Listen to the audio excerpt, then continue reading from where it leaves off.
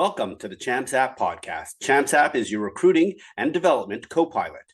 If you are a player, parent, or coach, make sure to check out more content and tools to help navigate the world of youth hockey at champs.app. Also, if you've listened to the Champs App podcast in the past and it has helped you with your recruiting or hockey development, please tell your teammates and friends about Champs App.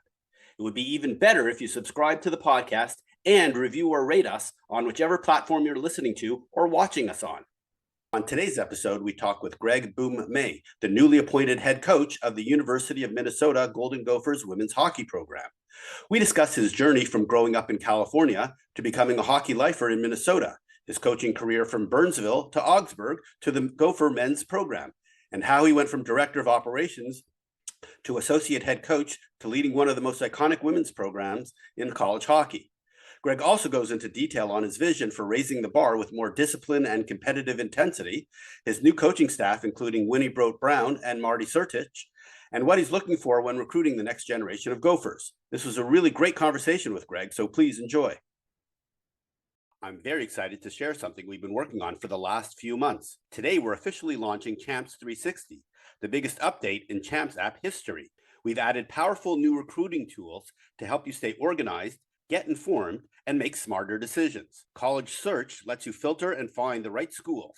My Shortlist lets you save and track those teams as your recruiting journey develops. And for every school on your shortlist, the team dashboard gives you a deep look at school-specific content, rosters, coaching staff, messages, recruiting data, events, and more, all in one place. We've also made it easier for families to work together. Players can now share access to their account with parents so everyone stays on the same page throughout the process. And every player gets a free personal recruiting email at Champs Mail. Put it on your event registrations, recruiting forms, anywhere coaches will see it. When coaches reply, those emails forward straight to your personal inbox or your parents' inbox. No extra accounts to manage, with more privacy and control. And with Champs 360, you can send or schedule messages to coaches directly through your Champs Mail address. Visit champs.app or download the app to get started. I'm excited to welcome to the podcast Greg May, the newly appointed head coach of the University of Minnesota Golden Gophers women's hockey program.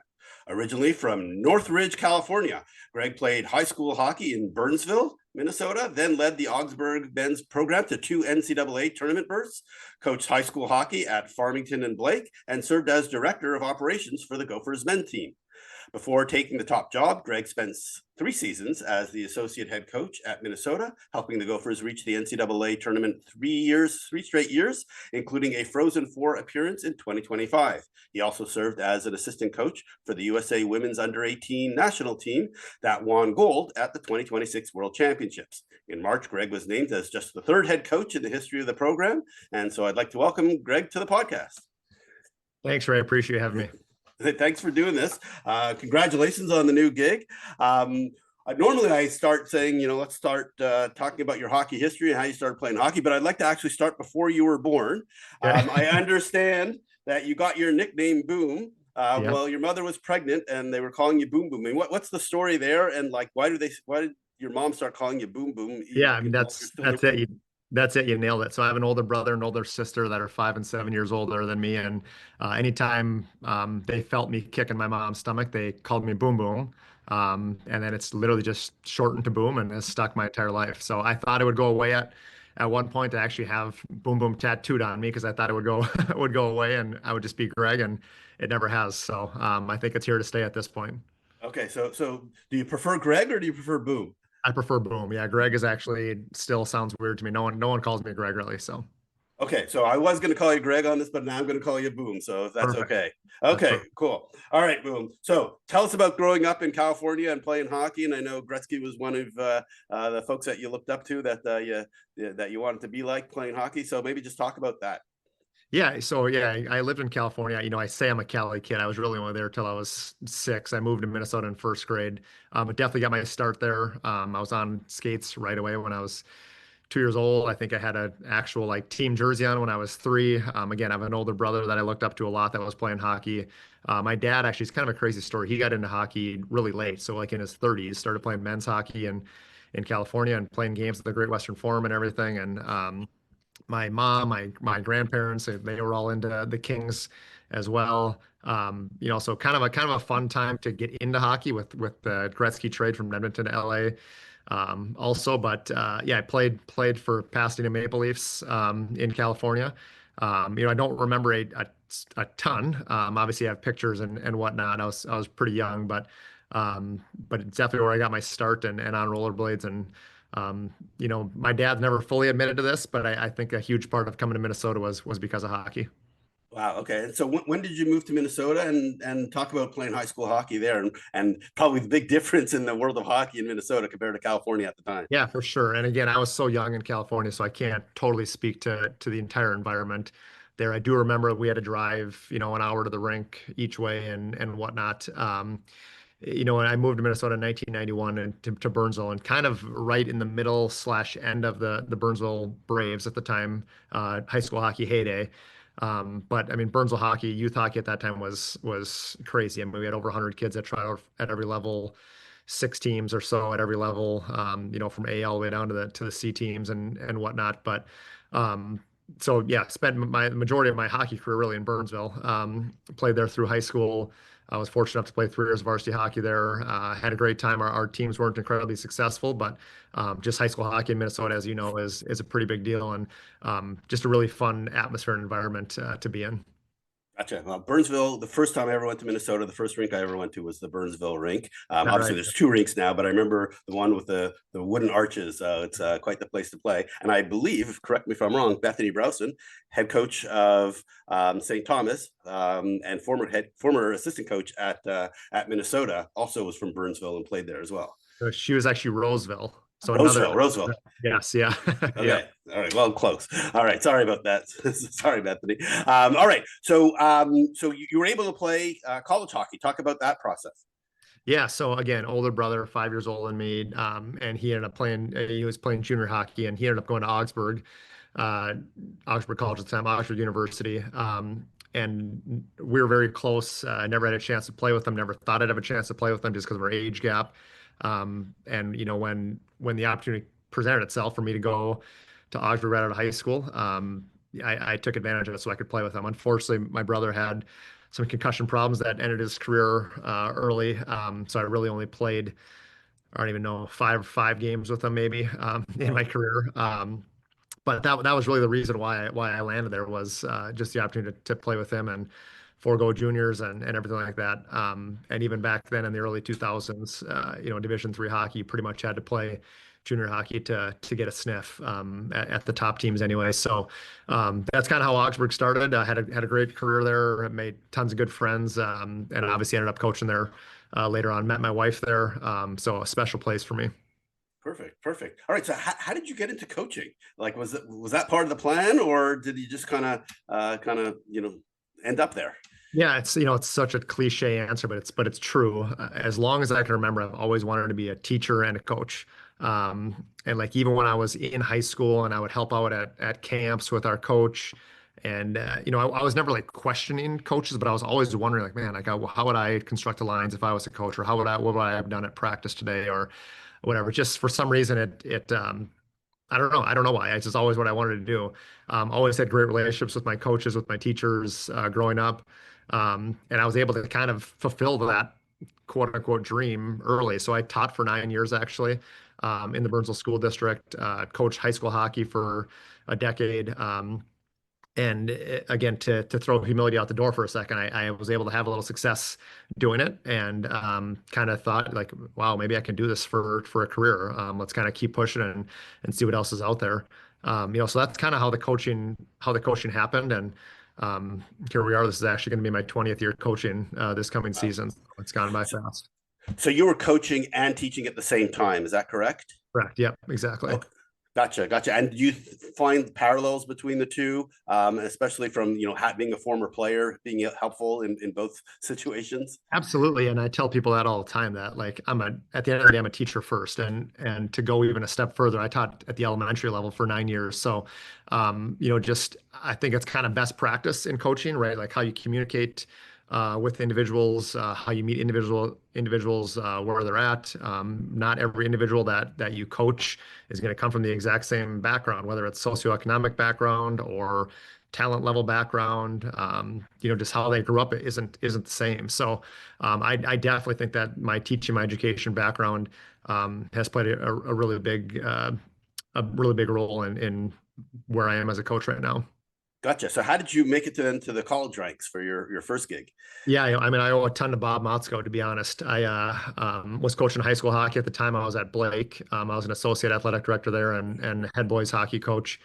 So to go back a little bit too, so my first 16 years of coaching was all on the boys and on the men's side.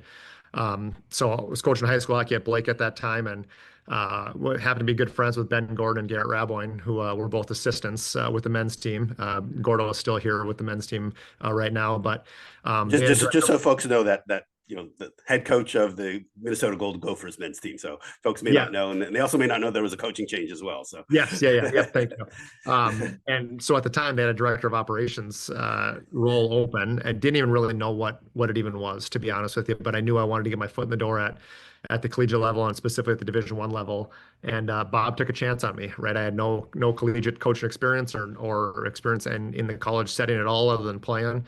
And he took a chance on me, and honestly, it was even better than I thought, in the sense that I was able to be on the ice at practice with them. I was able to do a lot of the pre-scout video cut up for special teams, video cut up for face-offs, and you get to learn all the behind-the-scenes stuff when you're in the operations role, when you're doing pregame meals, when you're doing postgame meals, where you're staying on the road, how many hours before games are you eating, just so many things that I'm not even mentioning right now, but. Again, you almost kind of took it for granted when you're in it because it's just your job. And now, again, years after, you're still doing a lot of the same things that you learned in that role. So again, I owe a ton to Bob Motzko for taking a chance on me and allowing me to have that foot in the door at the collegiate level.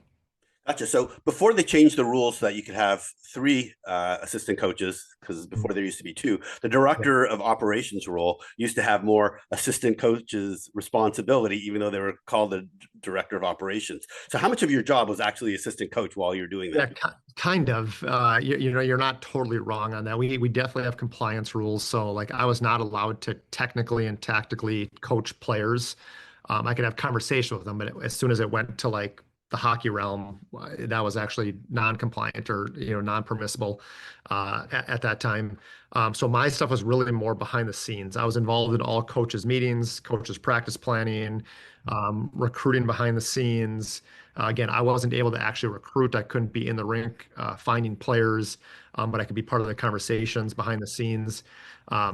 So for me, because I always knew I wanted to coach, the lens that I looked at things was probably different than an ops person that really wants to get into administration or wants to be at the NHL level on that side. Hopefully by now you've heard of Champs IQ, our hockey video analysis service designed to give players and families honest, objective feedback on where a player's game truly is today. I wanted to take a moment to explain how it works and, more importantly, why it's been so impactful, because honestly, we've been blown away by how consistently positive the feedback has been from parents and players after they receive their reports. Several families have already used Champs IQ multiple times this season. One parent summed it up perfectly. The analysis report itself was impressive, far exceeding my expectations or the perceived value from the website. It provides an honest and detailed assessment of the player, which is incredibly useful for identifying strengths and weaknesses. Champs IQ is built for both boys and girls, skaters, and goalies. Players submit at least 10 minutes of edited game footage, and our expert analysts deliver a data-driven evaluation across more than 15 key attributes. Every report includes an overall rating, a projection of NCAA Division I potential, and most importantly, clear, actionable development priorities so players know exactly what to work on next. We hear this from a lot of parents. I thought I knew where my player was at, but this helped me truly understand where they need to improve. That clarity is what makes Champs IQ different. Now, we know video editing can feel intimidating at first. You can absolutely edit the video yourself, and we have step-by-step guides on Champs app to help. And if you use services like LiveBarn or the Prospect Exchange, those tools can make preparing your submission fast and easy. The submission guidelines may look detailed, but once you see an example, it's very straightforward. If you want to try Champs IQ, you can use coupon code ChampsIQ10. That's EYEQ10 for 10% off your submission. Just head to champsiq.com or visit Champs app and submit your player's video today. Things.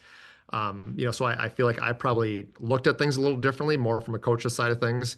But there was definitely some compliance rules around what I could and couldn't do.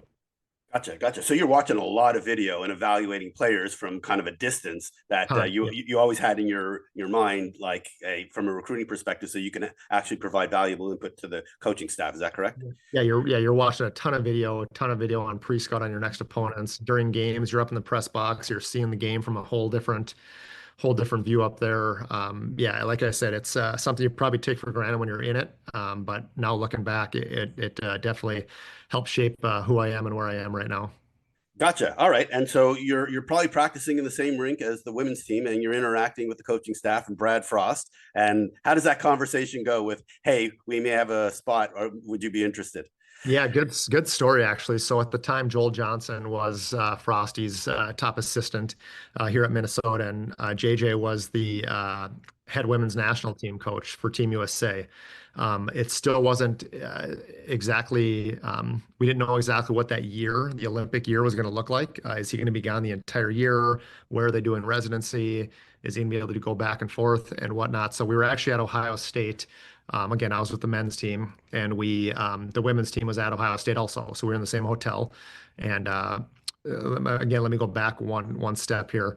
One of the first people I met on campus was Frosty. So we were at a football game. I was with my family right after I got hired, and Frosty went out of his way to come find me in the stands of a football game and introduce himself to me, which just goes to show you what type of person he is. But fast forward to that weekend at Ohio State.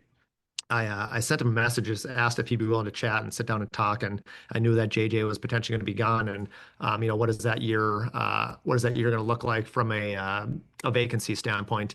And at the time, Frosty knew me as a director of operations, right? He didn't even know that I had coached high school hockey for a decade and all that kind of stuff. So we had a great conversation. He gave me about an hour of his time. He knew that I was interested and whatnot. And then fast forward again to 3 years later, we had kept in touch kind of throughout that time. I was at Augsburg at the time. I would pick his brain like come national tournament time as far as are you changing the structure of your practice? Are you going longer? Are you going less? Are you taking days off? I just wanted to pick the brain of someone who had won national championships before. So again, we kept in touch that way. And then there was a coaching change at the assistant level here at Minnesota, and he gave me a call and asked if I was interested, and I said I'm absolutely interested. I said I don't even know what that means. I've never coached on the female side before. I've coached women in private settings or small group settings, like just through camps and stuff, but have never been on that side of things. And again, things kind of started to progress, and here we are. So yeah, again, owe a ton to Frosty as well for taking a chance on a guy who had never coached on this side of things before, and he for whatever reason saw something in me that he thought that my skills and personality would translate well to this side of things. Perfect. Now, just for our audience, we are not going to spend a lot of time talking about how awesome a school the University of Minnesota is, all the great things academically, athletically that it has to offer, because we have had multiple guests in the past, like Brad Frost, episode 94. We also had Natalie Darwitz, who is a Hall of Famer and obviously a phenomenal hockey player, episode 37. And as well, we'll talk about it a little bit later, one of your new assistant coach, Winny Brodt on episode 40. So we'll get to Winny a little bit later. But if folks want to learn more about the University of Minnesota, the athletics, the facilities, and all that kind of stuff, including if you're watching this, my great background, Ritter Arena, you can check it out in those conversations. Let's get to your hiring. All right. So now I understand from your press conference that there probably wasn't a huge surprise for everybody because Brad was in his last year of his contract, that there may have been already some conversations that he may or may not be returning. But maybe just talk about kind of the end of the year, what happened, what happened against Northeastern that you're down 4-0, at the end of the second period. Yeah, I guess just kind of going back to the coaching change, like you mentioned, we knew that this was Frosty's last year of his contract. I don't think any of us knew that he was going to be gone or were anticipating that at all. At the end of the day, he's one of the most legendary women's hockey head coaches of all time. And he'll always go down as that no matter what, with multiple national championships and 560 plus wins or whatever it is, it all speaks for itself. So I don't know that we actually thought it was going to happen, but we did know that there was a lot of pressure on us to perform this year. Going to that last game against Northeastern there, it's really interesting because we actually feel like we played well. And I know it sounds crazy because we're down 4-0 after two, but I believe we were down three after one, if I remember correctly. And we kind of looked at each other in the coach's office and we're like, we've never really felt this good being down 3 goals before. Like we thought we're playing good. Our second period was even better. We held them to, I want to say it was under 5 shots against us that period, and had a ton of pressure in their zone. We just couldn't get the puck in the net, right? And we felt that as soon as one goes, we're going to get a second, we're going to get a third. So we actually, believe it or not, had actually a lot of belief in our room, even going into the third, that something might be able to happen for us. I think we gave them a little scare of getting a second goal there late and making it 4-2 and having the goalie out. And again, didn't give up much as far as shots against us in that third period either.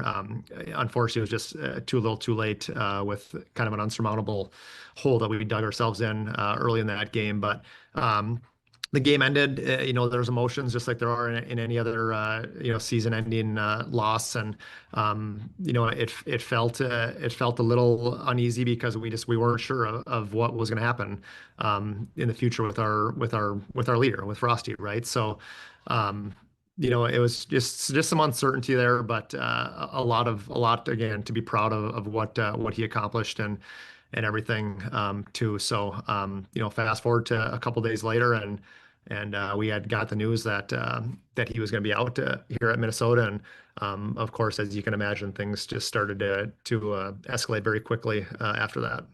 Yeah, no. So it was a very short national search process, according to your athletic director. Now, a lot of people were speculating online about different coaches that might return or former players that might return. Never did I hear your name until in the middle of the Frozen Four finals. They made the announcement that you were the new coach. So that was a little bit weird timing of the announcement. Do you have any perspective on that, like why they would name that in the middle of the Frozen Four finals? No, no, of course not. I mean, I don't at all.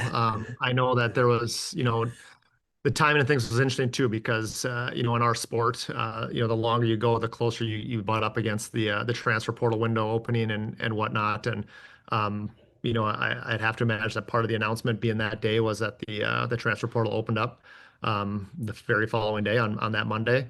So wanting to get it out there to the public in case there was players that were going to be in the portal and were considering Minnesota as their next stop. Of course, players want to know who their coach is going to be. So I'd have to imagine that was part of the timing.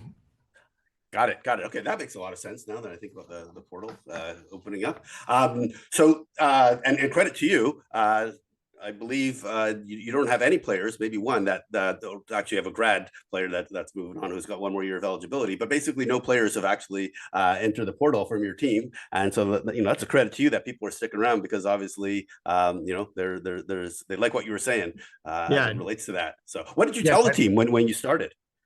Yeah, no, I appreciate you saying that, and I do think that goes to show you just our staff and how much they do believe in us. And I was fortunate to be able to coach them for 3 years, and to your point, I appreciate their trust in me to be the next leader of them. So what did I say to them when I first started? Here's kind of what I'm telling everybody. It's things are not in shambles here at Minnesota at all. They never were. It's more of a reboot versus any type of let's blow this thing up and start over. And again, it never was that. Are there some things that we need to do a little differently and to tighten up? Of course there are, right? It's very clear that us and our administration and our players are not happy with just being the third best or the fourth best or the fifth best, getting to the tournament and bowing out in the quarters, getting to the Frozen Four and bowing out in the semis. We're a proud program, and we're a program that as I've gone through this first month of being the head coach, and even throughout my interview process and that week, it's very clear that someone said it to me and I'll never forget it, but the University of Minnesota women's hockey team really is the program that set the bar for the rest of the country of what women's hockey in collegiate athletics is and is supposed to be. And we don't take that lightly, right? And so I shared that with our team, and I just talked a little bit about of the change that's gonna happen, and the discipline that we need to start playing with, and the compete that we need to start playing with, the structure on and off the ice that we need to have, and maybe you can use the word professionalism, just adding a little bit more of that to us. And at the end of the day, it's really just consistency, and it's playing with a little bit more bite and a little bit more edge to our game. And you've seen firsthand our team, and when things are going well, these past few years, they go really well, and we're able to score 8, 9, 10 goals on opponents and good opponents. And then when things aren't going well, we didn't seem to have a real strong blueprint or a structure that we knew we could just rely on and go back to get back to our game. When we were in holes, we had really hard times getting out of those holes, and and that's what it is. It's like I mentioned, it's just bring a little bit of discipline, a little bit more of an edge to how we're doing things. And um, I don't know if accountability, people use that word a lot. It's again a kind of little cliche too, but just getting our players to buy into that we need to do things a certain way in order to have success, and to get out of this third, fourth, fifth place spot in the country that we're not happy with. Gotcha. Well, you're doing a good job ticking off all the words that I have written down that you've mentioned in the past. So you kind of got them all. I got a couple of questions for you. So you talk about Minnesota used to be the standard, but the reality is, and I've written about this recently, Wisconsin and Ohio State over the last 7 or 8 years have passed you. They are on average their goal differentials 2 goals more than you guys or any other team in women's hockey, and obviously one of those teams, Ohio State, is run by a former Minnesota player, Nadine Muzzerall, who clearly knew what the standard was at Minnesota and then brought it and maybe even took it to a new level at Ohio State. So you've mentioned, that like it's not a complete overhaul, it's a reboot, but you also mentioned you have to raise your level of compete and intensity, and obviously like discipline and accountability. Like as great as Abby Murphy is, sometimes she took some penalties that probably she regrets taking during the year at the wrong times. So how are you going to start putting in and raise that level of discipline and accountability in practice, in training, in games, and things like that? What are you going to do differently?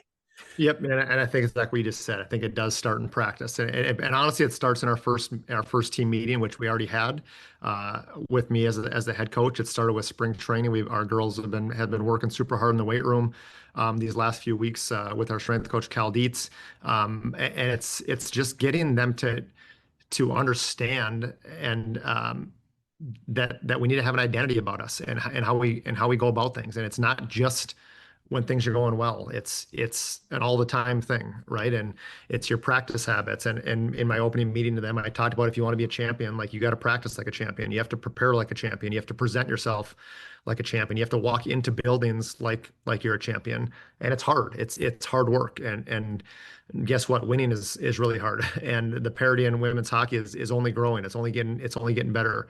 And that's really the message that is being sent to them right now. And it's being sent verbally to them, obviously. We've been able to go on the ice, this spring, a couple hours each week with them, and just kind of do some skill stuff. And again, it's the energy that we're bringing as coaches on the ice with them. It's being willing to stop drills and teach if things aren't to the standard that you want them to be at.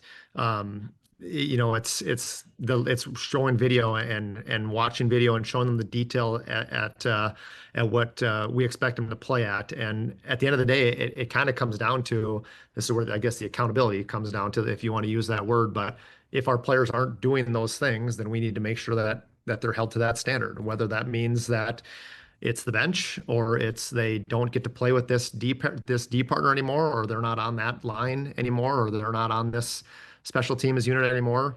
It's a bit old school, but I always say that the bench oftentimes is the best teacher. Still, players want to play. So playing time is at a premium for our players. And if they don't like if they don't like the result, which is could be the bench or the line they're on or whatever, then hopefully they need to change their patterns of behavior or play. So that's really what it is. And like I keep saying, it's nothing drastic, right? Like I have the utmost respect for Brad Frost, and he'll be one of my good friends till the day one of us is no longer on this earth. But there's little tweaks that need to be made to our program, and one of them for sure to me is just that bite and that edge and that level of intensity that our players know that we need to play at. Perfect. All right. So one of the things that you mentioned earlier was having a system to when things aren't going so well to fall back on. So I was at the WCHA semifinal game against Ohio State that you played, and you've mentioned Ohio State as having an amazing structure in the past, and I've seen it firsthand. One of the things that they did really well was shut down Abby Murphy and basically neutralize her. And then therefore, the rest of the team kind of struggles to score goals when Abby Murphy's not creating a lot of offense. So what is it that you're going to do from a structure and a style of play that's going to be different than the past? Yeah, and I've said this before too, but it's going to sound a little arrogant, but we're the Gophers, right? We're always going to be fast. We're always going to have skill. We're always going to have depth at each position. That none of that's is going to go away at all. What we need to again start to do is again create this identity about how we're playing and in your face style. And we can use Ohio State as a metric if you want to, but when you walk into a rink and you play against Ohio State, you know exactly who's showing up on the ice. It never wavers, no matter what. When you play Wisconsin, we step on the ice and you play Wisconsin, you know exactly what team you're going to play against. It never wavers. We need to have that identity when we're playing. So again, in your face, just that relentless pursuit, fast, physical. When we lose pucks, we got to make sure that we're in our structure, that we're in spots, we're reloading back above pucks, so we can get into spots to get that puck back as fast as possible to get back on offense. If and when we're in our defensive zone, right? Are we in our correct spots? Is our stick detail good? Is our sticks on the ice? Are they in the right spots? Are we taking things away from our opponents? Do we have that attack mentality when we don't have the puck, just like we do when we have the puck, so that we can get it back as fast as possible? So are we going to play with structure? Absolutely, we're going to play with structure. Are we going to be robots on the ice? No, we're not. We're going to be creative within our structure. We want our players to make plays based on the plays they make. That's when we have conversations with them that are constructive or positive with them based on what we see. But we're going to have structure without the puck. And the whole premise of it is to get pucks back as fast as possible. And when we have the puck, sure, you can call it a little bit of structure and a little bit of bumpers or guardrails, but we want them to be creative. We want them to play hockey and have fun doing it. And there's nothing more that I like that when I'm on the bench and I see one of our players make a play and I'm like, holy crap, did you just see that play? Like, we haven't talked about that one time. We didn't watch it on video. We haven't run that play in practice. They're just being hockey players and being creative and doing it. And if we don't continue to give them the freedom to do that, like I said, then you just kind of become robots on the ice. And I don't know any player that wakes up or that woke up and asked their parents to play hockey so they can go out there and just be robots. They play the game because it's fun, it's free flowing, it's creative, and we're not going to take that away from them. But we do definitely want to make sure that we got a little blueprint for how we want to get pucks back when we do lose them. Perfect. All right. So you can't do this all yourself. And a few days ago, you made an announcement on the rest of your staff. Maybe just talk about adding Marty Sertich, Winny, Brodt, Brown, and everybody else. You got a lot of Minnesota hockey DNA on your staff. Yeah, no, we couldn't be more excited about it, to be honest with you. It's just a great blend of their own personal accolades and talent as players. You can read their bios; it speaks for themselves. But just their development that they've had, the influence they've had in Minnesota, like you mentioned, the energy that they bring is just absolutely contagious. So, again, Marty Sertich coming over from the University of St. Thomas, he was there for 9 years. He was with the Division III program there, helped get them up to the Division I level and really be super competitive in what I consider the best league in college hockey in the WCHA. And he's a recruiter. He's on the road. You see it. You see his work ethic on the road. You see players that he's helped bring into St. Thomas that are a thorn in the side of all the top teams in the WCHA. And he's able to do that in a program that is still growing, right? It's not a program that that people are probably dreaming of playing at yet. And he's still able to get them to go play there. So I'm super excited about that. Again, his playing pedigree, he won the Hobie Baker Award as the top men's college hockey player in the country when he was played 10 years of professional hockey. You see him on the ice right now, and he can still play. He's the best one out there, every day in practice. So again, just the energy that he brings is absolutely contagious to our group. Winny Brodt Brown, who you had mentioned, just kind of honestly a legend on the female side here in Minnesota. I mean, I don't know that there's a female that's playing at the collegiate level in the PWHL that came through Minnesota that didn't at some point go through Winnie's programming, growing up. She's just a beloved, again, female ambassador in our state. Someone again whose playing pedigree speaks for itself. She was most outstanding player at UNH at New Hampshire when she won a national championship. She came to Minnesota, won a national championship there, was WCHA Defender of the Year, is still, I believe, second all time in points as a defenseman in Minnesota. She played, I can't even remember the exact number, 14 years maybe of professional hockey. She was a huge influence on starting the Minnesota Whitecaps, her family, the first pro team here in Minnesota. So really just kind of like the godmother of Minnesota hockey. So incredibly fortunate to have her on our staff. And I know I mentioned this briefly, but she's an alum, and it's to me, it's just powerful to have alum around. Like they've worn the M, they've been here before, they've won championships. They know what it's like to be in that locker room, to step on the ice, here on campus. And it's powerful when you have alum like that. And then speaking of alum, was able to get another alum with Amanda Levier, who was going to be running our goaltenders. Again, another winner. She's won 3 national championships here at Minnesota. As a player, she won championships with the Minnesota Whitecaps. She was actually on the Minnesota Frost first inaugural team in the PWHL, where they won a championship. And again, has been really instrumental in developing goaltenders here in Minnesota over these past few years. So just a great blend of players who have championship pedigrees, who have won places that they've been. They've won individual accolades. They know what it's like to work, and they have energy that's, again, just contagious. And then just one last mention here of our last staff member is Jess Scott, who I've actually moved. Last year, she was kind of general manager / assistant coach, and I moved her just into a general manager role. And again, that's strategic also. She at this point is the only female GM or the only GM in women's hockey, college hockey.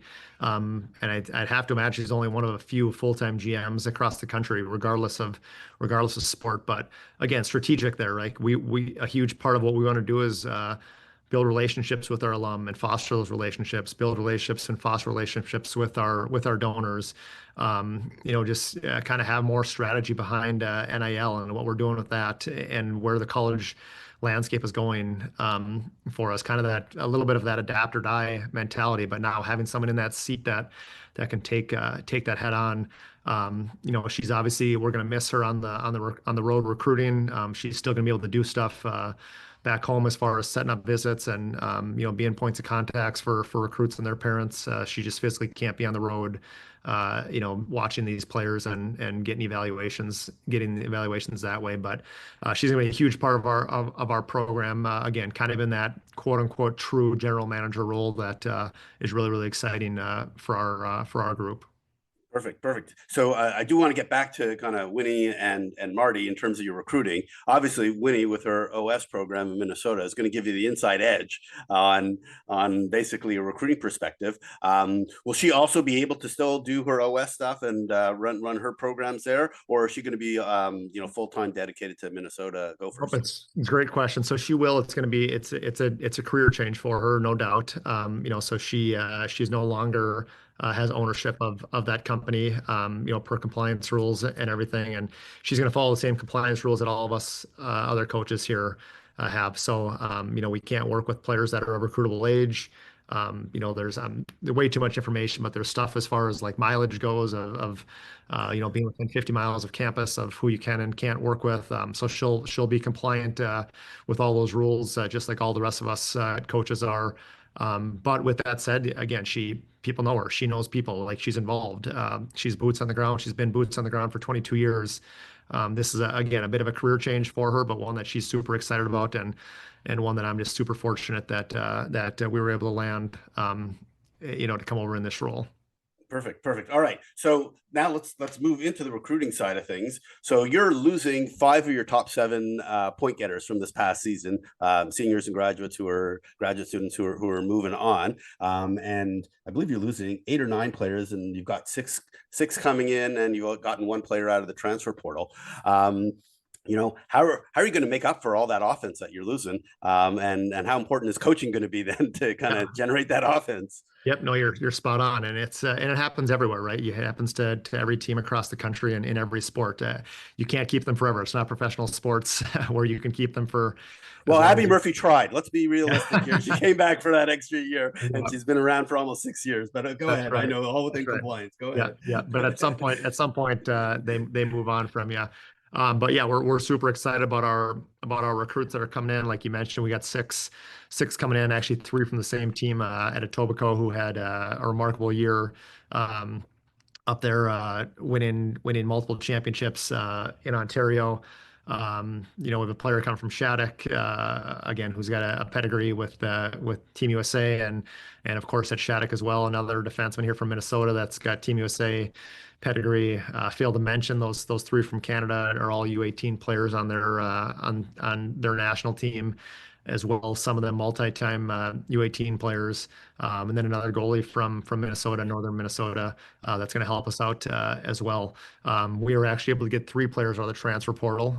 So a defenseman from Mankato, a forward from Mercyhurst, and a forward from UConn. That's just going to really help from a veteran standpoint, experience in college hockey, with one of them experience specifically in our league also.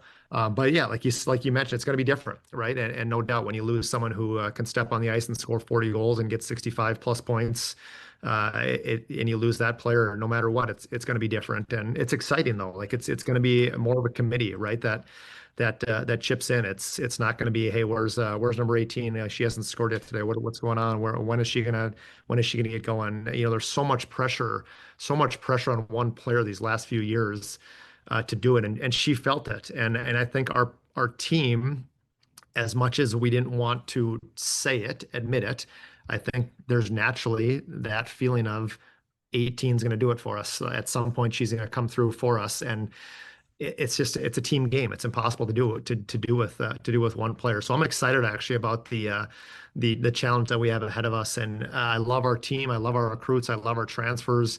But it's going to be different. It's going to be by committee. We're going to have to have a little bit more structure, like you mentioned. Coaching is going to come into play, as far as how we're going to play, what our identity is going to be. What is our plan in the offensive zone, in the defensive zone, in the neutral zone, with and without the puck. So yeah, it's going to be a change, but it's going to be exciting. Our vibe on campus right now could not be any better. There's so much excitement with our team, again, being in the weight room with them and being on the ice just a couple hours here and there with them. The vibe is incredible. So, I got all the faith and belief in the world, in our group. Gotcha. So, one of the things they talked about is having more structure, and then historically everybody who comes to Minnesota has been the top player or the player on their team, or maybe one of the top 3 if you're recruiting from Etobicoke.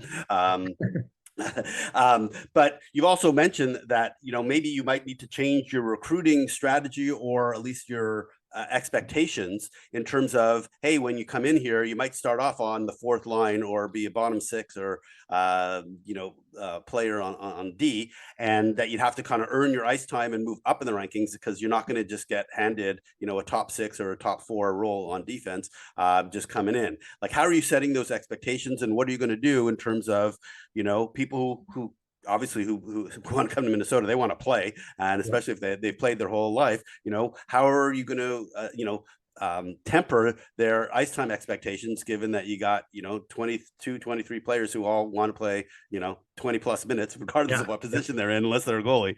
So Yeah, no, exactly, and you're right about that too. And I think that all starts with your conversations with the player themselves, with the athlete themselves during recruiting. Obviously, at this level, you're dealing with parents and stuff with the recruiting process as well on visits and on Zoom calls. So it's just being honest, and you have to be honest, right? Like you have to whatever you say, you have to follow through with, otherwise you're a fraud, right? So you got to be honest with expectations for them, and with that said, every player is different, right? There's players that are here that are on full scholarships. There are some that are on half. There are some that are on none. And the beauty of things is that once they're here, the players don't even know that. Like we don't talk about who's where and who's doing what. But at the end of the day, each player's role when they come in is going to be different. It's no different than you look at the PWHL or the NHL. A first rounder is probably going to have a little bit more opportunity than someone that got drafted in the seventh round. So it's the same thing here. Someone that's on a full scholarship is probably going to have a different opportunity right away than someone that's coming as a walk-on. It doesn't mean that their role is going to stay that way. Once they're there, they have to earn their keeps. Or on the flip side, someone that came in thinking that their role maybe is going to be minimal, and they're grinding out in practice every day, and they're wanting to get better. They're on the ice actually with skills. They're doing video, and they're proving it every day. It's very clear here in Minnesota that we're here to win, right? There was a pretty clear line that was just drawn in the sand with our administration, and it doesn't matter to us who they are. If they're a senior, if they're a freshman, if they're a fifth year, if they're a walk-on, if they're a full scholarship kid, if they're going to help us win, we got to put them on the ice, and we got to play them, because that's the objective here at Minnesota. So, from a recruiting standpoint, from a change, I don't know how much things are going to change. I mean, we're still going to go after the best players in the world, regardless of where they're from. Would I love to get more Minnesotans back here in Minnesota? Absolutely, I would. Am I going to sit here and say I'm only going to recruit Minnesotans? No. Like again, we're Minnesota. We have to find the best players wherever they are, whether they're in Europe, whether they're in Canada, whether they're in New York or Florida or Minnesota, wherever they are, we got to find them. But I do think there's something to be said about the Minnesota kid that grew up sitting in Ritter Arena with Goldie painted on their cheek and the jersey on, and taking a picture with our players, and they just grow up wanting to be Gophers. And I think that there's something to be said about those players when they do finally achieve their dream, and how special it is for them, and just that little extra that they put into it, because they're living out their childhood dream. And again, from a recruiting standpoint, I think there's definitely things that our staff can look at as far as filling roles, and is there a place for a player who is a quote unquote fourth line player that is just going to skate out of their boots everywhere they go, but you just know that when they're on the ice, my gosh, that the energy, the temperature just rose because of who they are. Now, when they get the puck, they might not score 40 goals, they might not score 10 in their career, but you know that they got an identity about them, and they have just a way that they're going to play. And I guess all that kind of goes into just players somewhat accepting their roles. We're at a development level. We're trying to develop them for their national teams, develop them for the PWHL. So you don't want to pigeonhole players into roles. At the same time, this is Division I athletics, and there are roles for players, and it's our job as coaches to make sure that we show value in every player that we have. Whether they're the quote unquote 26th player on the depth chart or they're the first player on the depth chart, we need to make sure that we show value in them, because every one of those players does have a ton of value in our program, and they're all going to be a huge cog to why we have success. Perfect. All right. You covered a lot of territory here, so we got to start wrapping this up. But related to this, and I know you're probably just going to repeat some of the things that you said earlier, but June 15th is coming up. You're going to start being able to talk to the 2028s, and obviously 2029s are still going to be very interested in what's going on. What is it that you're looking for now based on the new Minnesota Golden Gophers management? Yeah, I guess kind of a 1A, 1B, 1C, I guess, if you will, and I might end up throwing more in there. But they got to skate. Like, they got to be able to skate first and foremost. Our league is just too good. The country is too good. The parity is getting better, like I'd mentioned, but like, you got to be able to skate. And what I mean by skating, it's not only just your speed, but it's your edges, it's your elusiveness. It's you got to be able to go. You got to be able to keep up with the pace and push the pace, really. Again, I kind of mentioned a 1A, 1B, 1C. Compete is a huge thing. Like, you can see when you're in a game watching, you can tell if someone is competing. Like, how's their effort? How's their second effort? Is there a third effort? in their game? How do they react when they lose possession? How do they react when their team loses possession? Um, what are they looking like in the first shift of the game versus the last shift of the game when they're down a goal and it's 6-on-5 and they're now all of a sudden desperate? Do they still have that same desperation early in the game as well? With compete again, it's their body language. When they're coming off the ice from a shift, when they're coming onto the ice after periods. All those things I just think of when I think of compete and effort. And then I guess the third one that I would say is probably hockey IQ, right? When they're faced with a decision to make in general, they make in the quote unquote right decision, whether it's again with the puck, without the puck, are they supporting their teammates? Are they 2-on-1ing pucks? Are they creating odd man situations for them offensively? Are they in support spots defensively, regardless of what the team system is running? Are they in spots defensively where they can help get their team the puck back? So all those little things, like going back to compete, are they blocking shots? Are they playing physical? Just those are kind of the three things that stand out in my head when I go watch. Of course, there's just the overall talent too, right? Can they stick handle? Can they shoot a puck? And so on. And I think at that level, if we're watching, that's probably a given that we know that they can play already. So we're trying to dig into these intangibles. And really just find the player. We kind of talk about the want factor, and some of the want factors when you physically get to talk to them starting on June 15th. Just what is the kid like? What's the family like?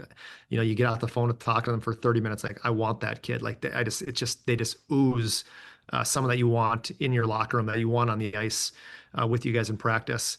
But another part of that want factor is just when you're watching them play, like that kid's going to help us win. I know that they might not be the leading scorer on their team right now, or they might not be the fancy pants that's in the media and everything like that, but that kid's going to help us win. And it's sticking true to what you believe and to what your staff believes in, and going after that kid that might not be the one who's getting all the attention from everybody else. Gotcha. All right. So penultimate question. You may have already answered this one once again, but in a bunch of different ways. What advice do you have for parents and players who are coming up on June 15th? Like, do you have to be a national team player to play at Minnesota? Yeah, no, I don't think so at all. I think if you look at our recruiting, of course, we have a lot of players that have played on their national teams and who are aspiring to be Olympians, who are going to be future Olympians. But like I had mentioned, there's roles that need to be filled on teams also, right? There's players that have to just, like, their Super Bowl or their Stanley Cup needs to be when we're on the penalty kill. When we get a penalty, we want them looking back at us like, is it our turn to go, coach? And they might not be power play players. They might not be in your top 6 or in your top 9. But they're kids that you just know can fill a very specific role and need for your group.